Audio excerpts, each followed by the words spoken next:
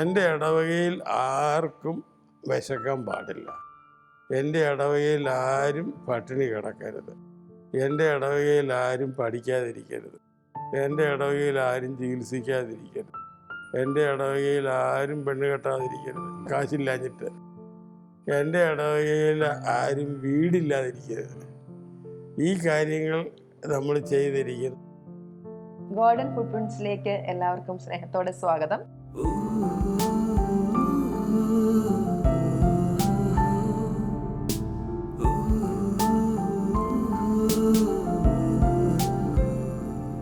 നമ്മുടെ കൂടെയുള്ളത് തോമസ് വലിക്കൽ അച്ഛനാണ്. നമുക്ക് അച്ഛൻ്റെ വിശേഷങ്ങൾ കേൾക്കാം. അച്ഛന് എത്ര ഇടവകളിൽ പോയിട്ടുണ്ട്? ഇടവകളിലെ പ്രവർത്തനങ്ങൾ, സേവന രംഗങ്ങളെ പറ്റിയൊക്കെ. ആദ്യം 2 ഇടവകകളിൽ അസിസ്റ്റൻ്റായിട്ട് ഇരുന്നു. പിന്നെ പാലാ രൂപതയിലെ സോഷ്യൽ സർവീസിൻ്റെ ഡയറക്ടറായിട്ട് ഇരുന്നു. പിന്നീട് ഇടവകയിൽ വികാരിയായിട്ട് പല ഇടവകളിലിരുന്നു. ഇനി ഓരോന്നിൻ്റെയും പേര് പറഞ്ഞ് തുടങ്ങുകയാണെങ്കിൽ കുറവലങ്ങാട് നമുക്കറിയാമല്ലോ, പരിശുദ്ധ അമ്മയുടെ പള്ളി, മാതാവിൻ്റെ പള്ളി. എല്ലാ അർത്ഥത്തിലും അമ്മയുടെ സ്നേഹം എനിക്ക് നല്ലപോലെ അനുഭവിക്കാൻ കഴിഞ്ഞൊരു പള്ളിയാണ്. അവിടെ ഞങ്ങൾ വലിയ വിശാലമായൊരു വലിയൊരു ഇടവകയായിരുന്നു. ഞങ്ങൾ പിന്നെ 2 അസിസ്റ്റന്റുമാരും വികാരിച്ചിന് പ്രായം ചെന്ന ആളുമായിരുന്നു. എൻ്റെ കൂട്ടസിൻ്റെ അന്ന് പഠിക്കാനായിട്ട് കോളേജിലെ വിഷയങ്ങൾ പഠിക്കാൻ പോകും.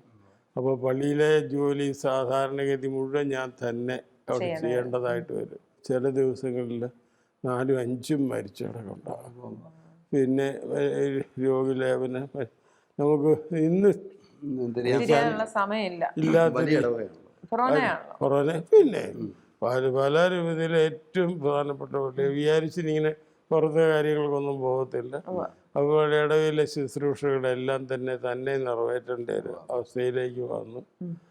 അത് എനിക്ക് അതിൻ്റെ അകത്ത് ഒരു സംഗതി ഉള്ളത്, ഞാൻ ഒരിക്കലും പിന്നെ എത്ര ലേറ്റായിട്ടും എന്ത് ബുദ്ധിമുട്ടുണ്ടാകുന്ന എത്ര ക്ലേശകരമായ ജോലിയാണേലും ഇത് വെല്ലുവിളിയാണേലും മുമ്പിൽ വന്നിരിക്കുന്നതെങ്കിൽ ഞാനൊരു സങ്കടപ്പെട്ടിട്ടില്ല, കുറ്റം പറഞ്ഞിട്ടില്ല, വേണം ഇച്ചിരി കൂടെ ചെയ്തേക്കാന്നുള്ള ഉത്സാഹത്തിൽ എല്ലാ ജോലികളും ചെയ്യാനായിട്ട് പറ്റുമായിരുന്നു. അന്ന് ഇടവകയിലെ പള്ളിയിൽ തന്നെയായിരുന്നു റിട്ടയർ ചെയ്ത അച്ഛന്മാർ ഓരോ ഇടവകയിൽ ജീവിക്കുന്നത്. ഇടവകയിൽ അപ്പോൾ കുറലയായിട്ടുണ്ടായിരുന്നു ഇവിടെ അച്ഛന്മാരെ. സാധാരണഗതിയിലെ വല്യച്ഛന്മാരെ പ്രതിപക്ഷവും ഞങ്ങൾ ഭരണകക്ഷിയാണ്. അപ്പോൾ ഭരണകക്ഷിയുടെ എന്തും ഒരു കുത്തു. അപ്പോൾ അങ്ങനെയൊക്കെയായിരുന്നു ഇരിപ്പ്. പക്ഷെ ഞാൻ അങ്ങോട്ട് ചെന്ന് കഴിഞ്ഞാൽ പിന്നെ ഇതെല്ലാം അങ്ങോട്ട് മാറ്റും. ഇത് ഞങ്ങളെല്ലാം വോട്ട് കേട്ട. അതുപോലെ അച്ഛന്മാർക്ക് അവർക്കൊക്കെ എന്തെങ്കിലും ഒരു ശുശ്രൂഷ, എല്ലാ രോഗികളും പ്രായം ചെന്ന രോഗിയല്ലേ, എന്തെങ്കിലും ആവശ്യമുണ്ടല്ലോ അത് അന്നേരം നമ്മൾ അറിഞ്ഞു പോയി ചെയ്ത് കൊടുക്കും. പക്ഷെ എന്നോട് ഒട്ടും സ്നേഹം കാട്ടിയല്ല, വിളിക്കുന്ന. പക്ഷെ എന്നെ അരിച്ചപ്പെട്ടാലും ഞാൻ ദേഷ്യപ്പെടുകയല്ലായിരുന്നു. എനിക്ക് ഇവരോട് ഭയങ്കര സ്നേഹമായിരുന്നു. എന്നാ വഴക്ക് പറഞ്ഞാലും ഞാൻ ദേഷ്യപ്പെടുകയല്ല.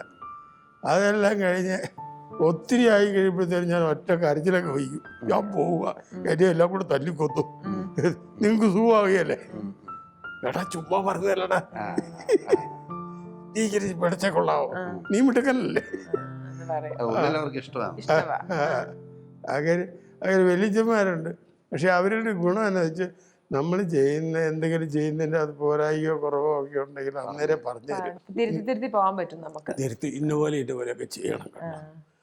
പിന്നെ ഇപ്പോൾ അന്ന് വികാരിച്ചനും ഇവരുമായിട്ട് ഭയങ്കര ഇഷ്ടമില്ലാതിരിക്കുന്നവരാ എങ്കിൽ പോലും വികാരിച്ചനെ കുറിച്ച് നമ്മൾ എന്തെങ്കിലും പറയാം, വേണ്ട.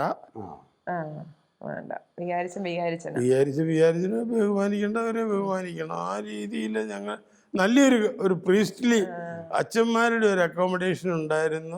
അതുപോലെ വിശ്വാസികളാണല്ലോ, അങ്ങേയറ്റം നല്ല വിശ്വാസികളാണ്. കുറലങ്ങേട്ട ജനം എന്നൊക്കെ പറഞ്ഞാൽ ഞാൻ പറയും തങ്കപ്പെട്ട ആളുകളാണ്. ഇങ്ങനെ ഞങ്ങൾ അവരെ എല്ലാവരെയും കൂടെ കൂട്ടി ഒന്നിപ്പിച്ച് ഇവരെയും കൊണ്ട് പിന്നെ എല്ലാണ്ടി പോകുന്നൊരു ആഘോഷമാണ് ഒരു പിക്നിക്. അങ്ങനെ ഞാൻ പിക്നിക്കിന് ഇവരെയും കൊണ്ട് കൊടൈക്കനാൽ എന്ന് പറയുന്ന സ്ഥലത്തേക്ക് പോയി. 76 മെയ് 8 കൊടൈക്കനാലിൽ വെച്ച് ഒരു വലിയ കൊക്കയിലേക്ക് വണ്ടി മറിഞ്ഞു. അന്ന് 2 വല്യച്ഛന്മാരുണ്ടായിരുന്നു എൻ്റെ കൂടെ ഇവിടുന്ന്. പിന്നെ ബാക്കി ആളുകൾ, അതിൽ 20 പേര് ആ അപകടത്തിൽ മരിച്ചു. 16 പേര് ഓൺ ദ സ്പോട്ട്, 4 പേര്. എനിക്കൊക്കെ പരിക്ക് പറ്റി ആശുപത്രിയിലേക്ക് പോകേണ്ടി വന്നു. അതൊത്തിരി നമ്മളെ വേദനിപ്പിച്ചൊരു സംഭവമായിരുന്നു. വിമർശനങ്ങൾ ഉണ്ടായോ അച്ഛാ? ഇല്ല, ഇല്ല, ഒന്നും ഉണ്ടായില്ല. എല്ലാവർക്കും നമ്മളോട് ഒരു വളരെ താല്പര്യവും നമ്മളോട് ഒത്തിരി സഹതാപവും എല്ലാവരും കാണിച്ചിട്ടുള്ളൂ. അന്ന് ഈ അപകടം ഇവിടെ നടന്നെന്ന് കേട്ടോണ്ട് കൊള്ളിങ്ങാട്ടിന്ന് പോയവർക്ക് അപകടം സംഭവിച്ചെന്ന് അറിഞ്ഞിട്ട് രാത്രി പിതാവ് വന്നു കൊടൈക്കനാലിൽ. പള്ളിക്കപ്പുറം പിതാവ് രാത്രി അവിടെ വന്നു. അതുപോലെ തന്നെ എല്ലാവരും നാട് മുഴുവൻ ഉണർന്ന് അവർക്ക് വേണ്ടി പ്രവർത്തിക്കുകയും പാടുകയൊക്കെ ചെയ്തു. ഒരു വർഷത്തോളം പിന്നെ നമ്മൾ വിശ്രമമായിരുന്നു, ചികിത്സയായിട്ട്. അത് കഴിഞ്ഞപ്പോഴത്തേനും വലിയ പിതാവുള്ളപ്പോൾ തന്നെ പിതാവ് എന്നോട് പറഞ്ഞു, അച്ഛനിനി കൊഴുവനാൽ പള്ളിയിലോട്ട്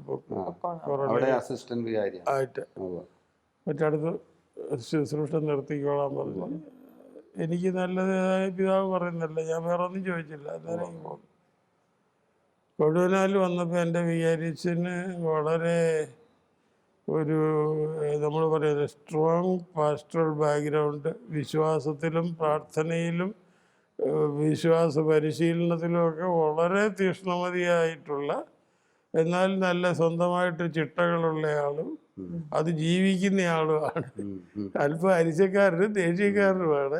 എന്തെങ്കിലും പിന്നെ ശരിയായ രീതിയിലല്ല നമ്മുടെ പ്രവർത്തനമെങ്കിൽ വേഴമ്പത്തോട്ടത്തിൽ അച്ഛൻ, ഫാദർ ജോസഫ് വേഴമ്പത്തോട്ടം, പുള്ളി പേരെടുത്ത ഒരു ഡിസിപ്ലിനേറിനാണ്. അപ്പോൾ എന്നോട് പലരും പറഞ്ഞു, പിന്നെ വറചട്ടിയിൽ നിന്നും എരിതീയിലേക്ക് എന്നും പറഞ്ഞുകൊണ്ടാണ് ഈ അച്ഛനോട് താല്പര്യക്കുറവുള്ള പലരും കണ്ടത്.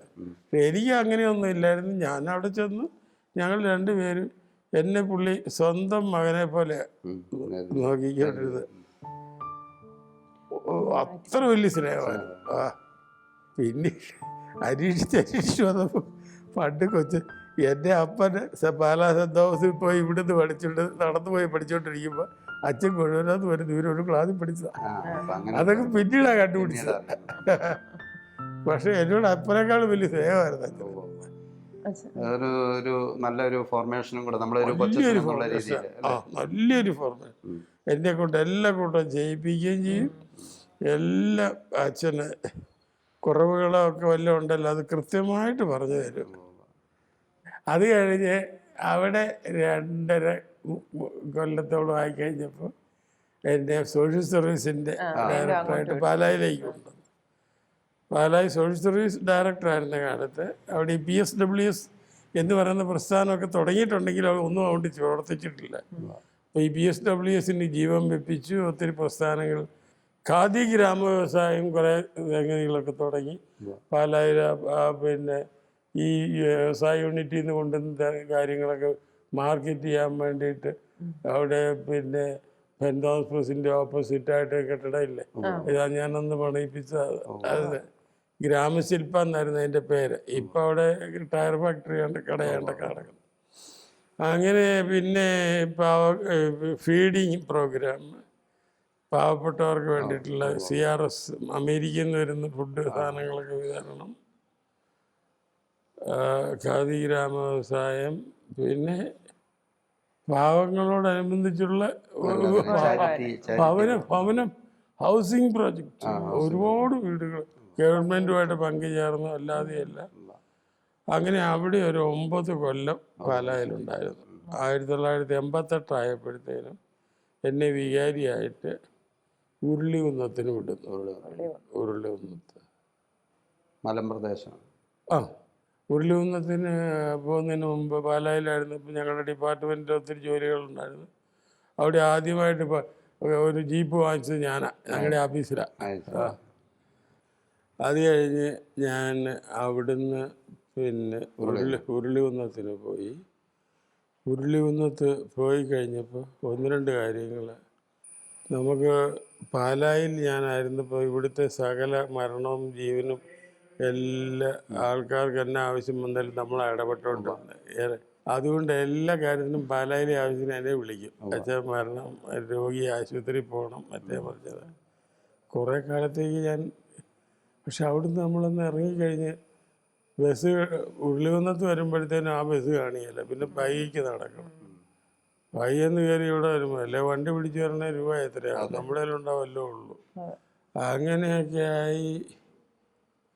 പിന്നെ ഇരുന്ന് ഞാൻ ആലോചിച്ചു, അന്നേരം ഞാൻ ഈ ഇടവകയിലെ കാര്യം നോക്കിയ പോരെ, അതിൻ്റെ അപ്പുറത്ത് ഞാൻ പോകേണ്ട കാര്യം എന്നായിരിക്കും. അതുകൊണ്ട് പാലാ പ്രോഗ്രാമും ബാക്കി സകല പ്രോഗ്രാമും സ്റ്റോപ്പ് ചെയ്തു. ഇടവകയിലായി. എല്ലാ വീട്ടിലും എല്ലാ ദേശത്തും പോവുക, എല്ലാവരുമായിട്ട് പരിചയപ്പെടുക. എങ്ങനെയാണെങ്കിലും കാലത്തെ കുർബാനയ്ക്ക് പള്ളിയിൽ നല്ലപോലെ ആൾ വരും. അത് കഴിഞ്ഞ് ഇവർ പോയി കഴിഞ്ഞാൽ പിന്നെ ആരും ഇല്ല അവിടെ, വിജനമാണ്. പിന്നെ എന്നാ ചെയ്യുന്നത്? അങ്ങനെ ഇരുന്നപ്പോൾ തൂമ്പ, കമ്പി, കൂടം, ഒരു കൊട്ട, വല്ലും കാർഷിക ഉപകരണങ്ങളെല്ലാം ഇങ്ങനെ മേടിച്ചു.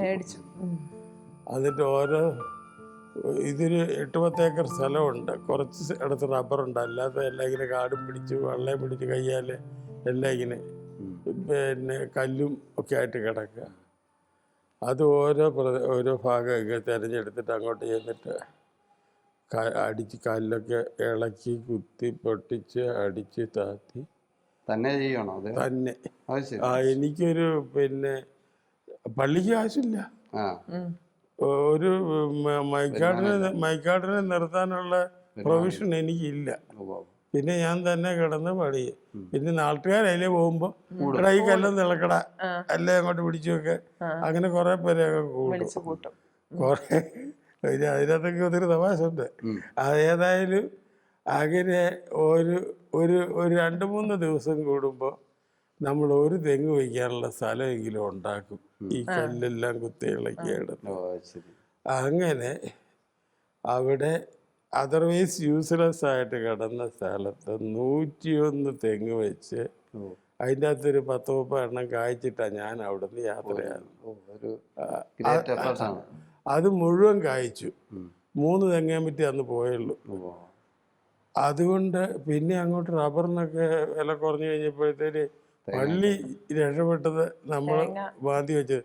അതുപോലെ തന്നെ ചുമ്മാ അതിനും കൊള്ളിയല്ലാതെ കിടന്ന സ്ഥലത്ത് മുഴുവൻ തേക്ക് വെച്ചു. ഒന്നാന്തരമായിട്ട് പണത് ഭയങ്കര തേക്ക്. അതെല്ലാം വെട്ടി വീട്ടിൽ ലക്ഷങ്ങൾ അവരുണ്ടാക്കി. എന്നും ഇങ്ങനെ വിളിച്ചു പറയും, ഇങ്ങനെ അവിടുന്ന് പോയി കഴിഞ്ഞപ്പോഴേ അച്ഛാ അവിടുത്തെ തേക്ക് വെട്ടി. എന്തിനാണ് വെട്ടിയത്? അതേ പള്ളിയുടെ പിന്നെ മോണ്ടളം പൊളിച്ചിട്ട് പണിത് അവിടെ ഈ പിന്നെ ആനവാതിലായിട്ട് ഷട്ടറാണ് വെച്ചിരുന്നത്. ഷട്ടർ എടുത്ത് കളഞ്ഞ് ആനവാതിൽ പണിയാൻ വേണ്ടിയിട്ടാണ്. എടാ ഞാൻ വെച്ച തേക്ക് കൊണ്ട് ആ പള്ളിയിലെ ആനവാതിൽ പണിയുന്നതിനേക്കാൾ അഭിമാനം എനിക്ക് എന്നതാണ്. സന്തോഷമായില്ലതാണ്.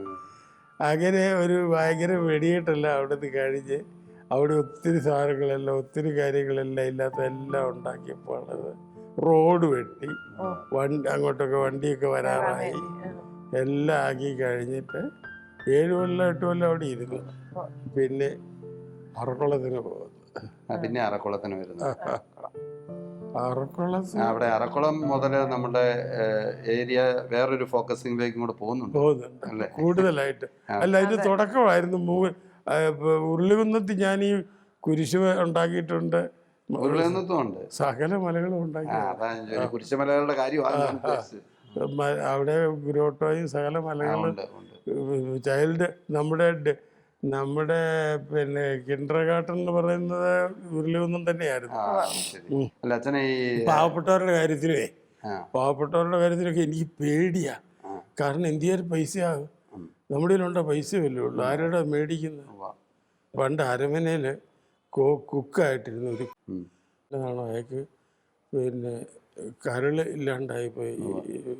അപ്പോൾ ഇയാളെ എറണാകുളത്ത് കൊണ്ട് സ്കാൻ ചെയ്യണം. സ്കാൻ ചെയ്യണമെങ്കിൽ 4000 രൂപ എന്നുണ്ടാകണം. പിന്നെ പോകുന്നതിൻ്റെ ചിലവ് വേറെ. ഈ സ്കാൻ ചെയ്തുകൊണ്ട് വല്ല ഉപകാരം ഉണ്ടാകുന്നതാണെന്ന് ചോദിച്ചു കഴിഞ്ഞാൽ ഈ മനുഷ്യർ ഓർത്തിരിക്കുന്ന രണ്ട് കൂടിയ ചികിത്സയായിരുന്നാണ്. അപ്പോൾ അത് ചെയ്തായിരുന്ന കുര്യൻചേട്ടൻ ജീവിച്ചേനെ. അയാൾ പാവമായിട്ടില്ല, ചെയ്യാൻ പറ്റാതെ പോയി. അതുകൊണ്ട് ആദ്യം ഒരു തീരുമാനം എടുക്കാനായിരുന്നു എനിക്ക് ബുദ്ധിമുട്ട്. ദേശീയാച്ചനുണ്ട്, പുള്ളിക്കാരൻ വന്ന് നമുക്ക് കുര്യനെ ഉപേക്ഷിക്കണ്ട, നമുക്കങ്ങ് നടത്താം, എന്തും വരട്ടെ, നമുക്കങ്ങ് നടത്താം. അന്നേ അങ്ങനെ ആട്ടെ ഞാൻ പറഞ്ഞു. അയാൾ ഞങ്ങളെല്ലാവരും കൂടി ഇയാളെ സ്കാനിങ് എല്ലാം കഴിഞ്ഞ് ആശുപത്രി കൊണ്ടേയാക്കി പിറ്റേ ദിവസം അയാൾ മരിക്കുകയും ചെയ്തു. അത് കഴിഞ്ഞ് ഇയാളെ മകനെടുത്തിട്ടുള്ളത് പട്ടാളത്തിലാണ്, മരുവൊന്നുമില്ല. പിന്നെ വീട്ടിലുള്ള തള്ളൻ 2 പെൺപിള്ളേരാ, ഇറ്റങ്ങൾക്കൊന്നും അറിയത്തുമില്ലല്ലോ. എല്ലാ കാര്യങ്ങളും ഞങ്ങൾ തന്നെ നടത്തി.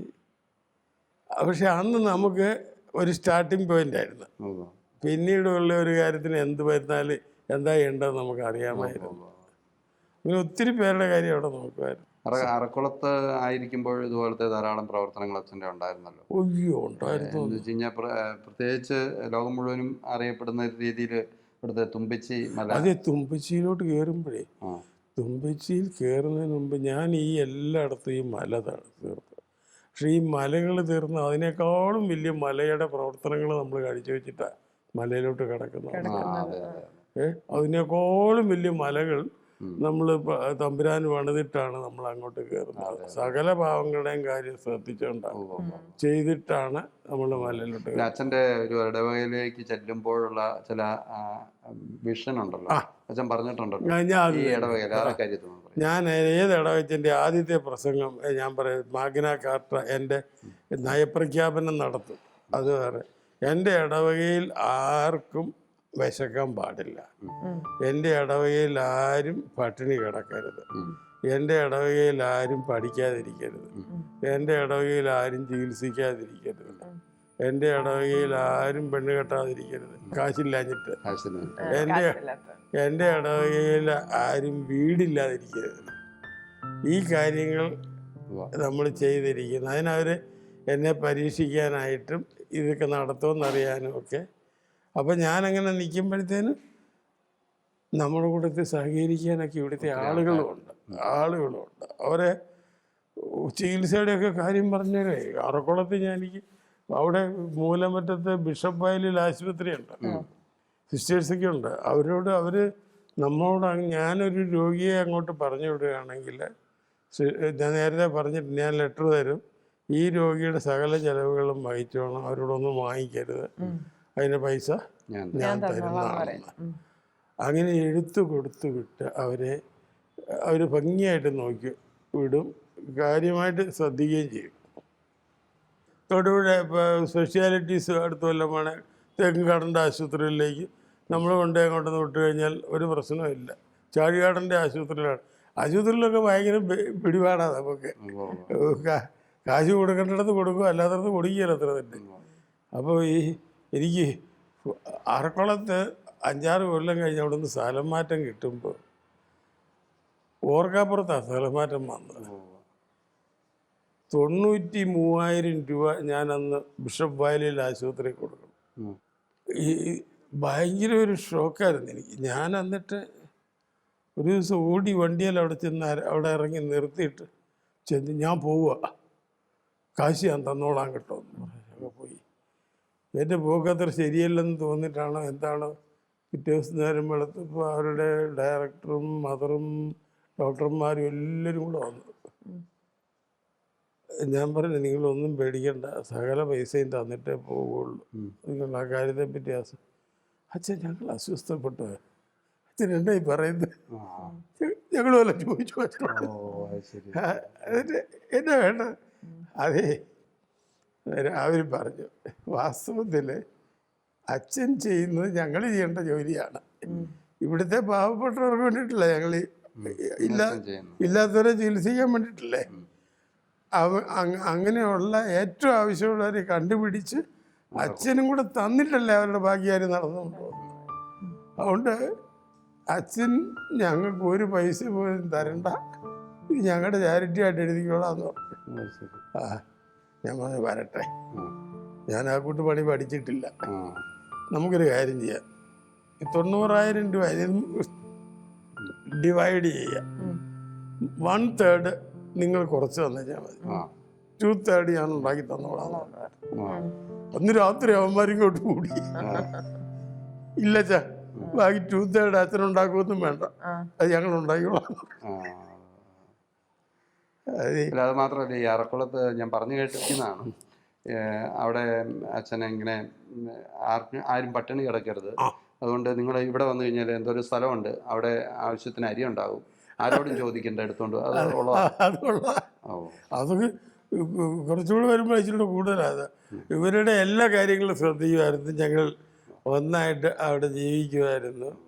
അതുകൊണ്ടുണ്ടല്ലോ അവിടെ ഈ തുമ്പിച്ചുമലയൊക്കെ പണിത് നമ്മളങ്ങോട്ട് വളരുമ്പോഴത്തേനും. പിന്നെ ഈ മലകളുടെ കാര്യത്തിന് കടക്കുന്നതിന് മുമ്പ് ഒരു ദൂത് പറയാനുണ്ട് പ്രേക്ഷകരോട്. ഒരു വൈദികൻ ക്രിസ്തുവിൻ്റെ സ്നേഹം ഉൾക്കൊണ്ടുകൊണ്ട് ഒരു ഇടവകയിലേക്ക് ചെല്ലുമ്പോൾ ഒരു നയപ്രഖ്യാപനം, ഒരു മാഗ്നാ കാർട്ട അവർക്ക് മുമ്പിൽ വെക്കുകയാണ്. അപ്പോൾ അതിൽ തൻ്റെ ഇടവകയിൽ വിശന്ന് പട്ടിണി കിടക്കുന്ന ഒരു മനുഷ്യരും ഉണ്ടാവരുത്, സാമ്പത്തിക ബുദ്ധിമുട്ട് കൊണ്ട് ചികിത്സ ഇല്ലാതിരിക്കുന്ന ഒരു പാവപ്പെട്ടവനും ഉണ്ടാകരുത്, അതുപോലെ കല്യാണപ്രായം എത്തിയിട്ടും കല്യാണം കഴിക്കാൻ പറ്റാത്ത വേദനയിൽ ജീവിക്കുന്ന ഒരു സ്ത്രീകളും അല്ലെങ്കിൽ ഒരു പുരുഷന്മാരും ഉണ്ടാകരുത്. ഇത് എന്താ പറയുന്നത്, ദൈവത്തിൻ്റെ ഒരു വലിയൊരു മനസ്സാണ്. അപ്പം തീർച്ചയായിട്ടും ഇത് കേൾക്കുമ്പോൾ ക്രൈസ്തവ സഭ പുരോഹിതരിലൂടെ നമ്മുടെ നാടിന് നൽകുന്ന സേവനത്തെക്കുറിച്ച് മാത്രമല്ല, വലിയ പ്രചോദനമായിട്ട് എല്ലാവർക്കും മാറട്ടെ എന്ന് നയിക്കുന്നത് അല്ല. അതിനകത്ത് ഒരു സാറ് പറഞ്ഞതിനകത്തൊരു വലിയ കാര്യം എന്നെ സ്മരിക്കുന്നത്, എന്നോട് ഞാനൊരു സാമ്പത്തികമായിട്ട് ചില ചുറ്റുപാടൊക്കെയുള്ള ഒരു പള്ളിയിലെ വികാരിയായിട്ടിരിക്കുകയാണ്. അപ്പോൾ ആണിങ്ങനെയുള്ള ഈ കല്യാണം ഞാൻ ₹1,00,000 കുറഞ്ഞ ആർക്കും കൊടുത്തിട്ടില്ല. ഒരു കല്യാണം ഞാൻ നടത്തുകയാണെങ്കിൽ എനിക്ക് ₹1,00,000 ഞാൻ ചിലവാക്കും അവർക്ക് വേണ്ടിയിട്ട്. അത് ചുമ്മാതെയല്ല, അവർക്ക് ഉപകാരപ്പെടുന്ന രീതിയിൽ. അങ്ങനെ ചിലവാക്കിക്കൊണ്ട് എന്നോട് ഒരിക്കൽ ഒരു ഇച്ചിരി അധികാര സീമയിലുള്ള ഒരാളൊരു ചോദ്യം ചോദിച്ചു, ഇത് ഈ പള്ളിയിലായിട്ടല്ല ഇതൊക്കെ നടക്കുന്നത്, വരുമാനമുള്ള പള്ളി ആയതുകൊണ്ടല്ല. ഞാൻ പറഞ്ഞല്ല, ഇത് ഉരുളികുന്നം പള്ളി നടക്കുമായിരുന്നു, അറക്കുളം പള്ളി നടക്കുമായിരുന്നു, എൻ്റെ എല്ലാ പള്ളിയിലും ഉണ്ടായിരുന്നു. ഒരുപാട് കേസിങ് വന്ന എന്നായി ഉദ്ദേശിച്ചു. ഞാൻ പറഞ്ഞു നമുക്കറിയത്തില്ല, ദൈവത്തിനെ അത് അറിയത്തുള്ളൂ. ആ ദൈവം നമ്മളെ കൊണ്ട് അത് ജയിപ്പിക്കുമെന്ന് വിചാരിച്ചാൽ അത് ദൈവം ജയിപ്പിച്ചിരിക്കും. ഞാൻ അതിൻ്റെ അകത്ത് നോടിപ്പാൻ ഉദ്ദേശിക്കുന്നില്ല. അന്നേരം പുള്ളി പറഞ്ഞാൽ ചേടാവേ ഞാൻ പറഞ്ഞതല്ല, അങ്ങനെ ഒരു വിഷയം ഉണ്ടായെന്ന് പറയാൻ. അല്ല, എല്ലാവരും അച്ഛൻ തന്നെ പറഞ്ഞിട്ടുണ്ടല്ലോ, അച്ഛൻ ഇതിനെക്കുറിച്ച് ആഗ്രഹിക്കുമ്പോൾ അച്ഛനെ സപ്പോർട്ട് ചെയ്യാനായിട്ട് ഒത്തിരി പേര് എനിക്ക് ആള് വരാതിരുന്നിട്ടില്ല. അച്ഛാ, നമ്മൾ സുവിശേഷത്തിലുടനീളം പ്രാർത്ഥിക്കാൻ വേണ്ടി മലമുകളിലേക്ക് കയറിപ്പോയ ഈശോയെ കാണുന്നുണ്ട് അല്ലേ? അപ്പോൾ അച്ഛൻ ഒത്തിരി മലനിരകളെ പ്രാർത്ഥനായോഗ്യമാക്കി മാറ്റിയതായിട്ട് കേട്ടിട്ടുണ്ട്. ഒത്തിരി അധ്വാനവും കഠിനമായ പരിശ്രമവും ഒക്കെ അതിന് പിന്നിലുണ്ട്. അങ്ങനെയുള്ള പ്രാർത്ഥനാലയങ്ങൾ നിർമ്മിക്കാൻ അച്ഛനെ പ്രേരിപ്പിച്ചൊരു ആത്മീയത, അതിനെപ്പറ്റി ഒന്ന് പറയാം. നമ്മുടെ കുഞ്ഞുനാളിലെ ഞങ്ങള് താമസിക്കുന്ന സ്ഥലം, ആ പറമ്പ് എൻ്റെ മുകളിൽ കയറി കഴിയും സാമാന്യം ഒരു കുന്ന. അതിറങ്ങിയിട്ട് വേറെ കുന്ന്, ആ പറമ്പ് ഞങ്ങളുടെ ഒരു പറമ്പുണ്ട് അവിടെ, അതിങ്ങനെ അങ്ങോട്ട് ചാഞ്ഞ് കിടക്കുന്ന വേറൊരു വലിയ കുന്ന. അതിൻ്റെ ഏറ്റവും മണ്ടലോട്ടാണ് നമ്മൾ ചെന്ന് ഇവിടുന്ന് നേരെ ആദ്യം കയറുന്നത്. അവിടുന്ന് നോക്കിക്കഴിയുമ്പോൾ നേരെ എതിർവശത്ത് ഒരു മല കാണാം. ആ മലയിൽ നിറച്ച് തെങ്ങ് ഇങ്ങനെ തിങ്ങി നിൽക്കുന്നത്, അത് കൈയാട്ടുന്നത് എനിക്കൊരു വലിയൊരു ആകർഷകം. ഇത് മലയോട് ഭയങ്കര ഇഷ്ടമായിരുന്നു. അങ്ങനെ ഒരു ഇഷ്ടം കയറി. പിന്നെ എവിടെയെങ്കിലും നമ്മുടെ ആ അടുത്ത പ്രദേശത്തൊക്കെ ഏതെങ്കിലും ഒരു മലയുണ്ടായാലും അതിൻ്റെയൊക്കെ മണ്ട കയറി ഇങ്ങനെ പോയി ചുറ്റുപാട് നോക്കുന്ന ഒരു സ്വഭാവമുണ്ട്. അത് കഴിഞ്ഞ് ഞാൻ സെമിനാരി വിദ്യാർത്ഥിയായിട്ട് തൃശ്ശിനാപ്പള്ളി പഠിക്കുന്ന കാലത്ത് ഈ അവിടെ ഒരുപാട് മലകളുണ്ട്, തമിഴ്നാട്ടിലെ ഒറ്റപ്പെട്ട മലകൾ. പ്രിയമുള്ളവരെ, നമുക്ക് ഈ എപ്പിസോഡ് അവസാനിപ്പിക്കാനായിട്ടുള്ള സമയമായി. അച്ഛൻ വിവിധ ഇടവകളിലെ അജപാലന ശുശ്രൂഷയെക്കുറിച്ചാണ് നമ്മളോട് പറഞ്ഞിരുന്നത്. സംസാരിച്ചുകൊണ്ടിരുന്നത്. അപ്പം തീർച്ചയായിട്ടും ഹൃദയസ്പർശിയായിട്ടുള്ള ഒത്തിരി അനുഭവങ്ങളിലൂടെ ഒത്തിരി ബോധ്യങ്ങളിലൂടെയൊക്കെയാണ് നമ്മൾ സഞ്ചരിച്ചത്. തീർച്ചയായിട്ടും അച്ഛൻ്റെ പ്രവർത്തന മേഖലകൾ വിസ്തൃതമാണ്. അടുത്ത എപ്പിസോഡിൽ ഇതിലും വലിയ കാര്യങ്ങൾ, അച്ഛൻ പൂർത്തിയാക്കിയ ദൗത്യങ്ങളെ പറ്റി സാധാരണക്കാർ പേടിച്ച് മാറി നിൽക്കുന്ന ഒത്തിരി കാര്യങ്ങൾ അച്ഛൻ്റെ ഒരു നിശ്ചയദാർഢ്യത്തിന് മുൻപിൽ കീഴടങ്ങിയിട്ടുണ്ട്. അതിനെക്കുറിച്ചുള്ള പ്രതീക്ഷയോടുകൂടി അതെന്താണ് എന്നറിയാൻ വേണ്ടിയിട്ട് നിങ്ങൾ കാത്തിരിക്കുക. അച്ഛാ, ഈശോ മിശിഹായ്ക്ക് സ്തുതിയായിരിക്കട്ടെ.